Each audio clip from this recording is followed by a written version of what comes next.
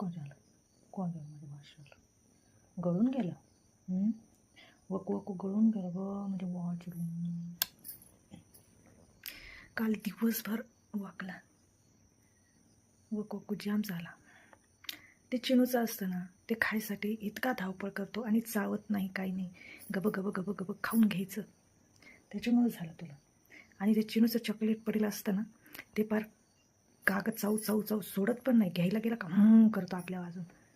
आणि मग तोच त्रास झाला आहे त्याला आणि दिवसभर वाकला.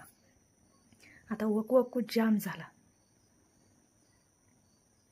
इतका अशक्त झाला आहे तो का त्याला आता उठता पण नाही येते. नाही तर दररोज 5-5:30ला त्याला भूक लागून जाते आणि इतका गागतो की त्याला उठून दूध पाजावंच लागतं, त्याला काही खायला द्यावंच लागतं.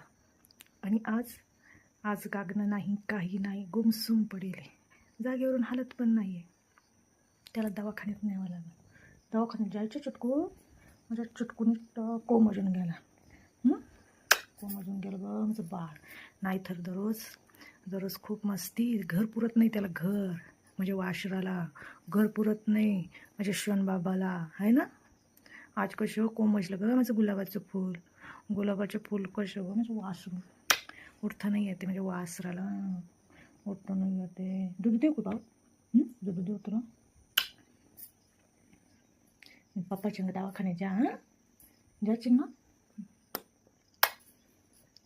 बापा, तुला मी दूध देते. माझ्या सोन्याला वकू म्हणजे नुसतं पाणी वकतंय. त्याच्या शरीरातलं पाणी कमी झालं आहे वाटतं वकू. म्हणून त्याला खूप विकनेस आला आहे, अशक्तपणा. हे ना दादू, अशक्तपणा आला माझ्या दादूला.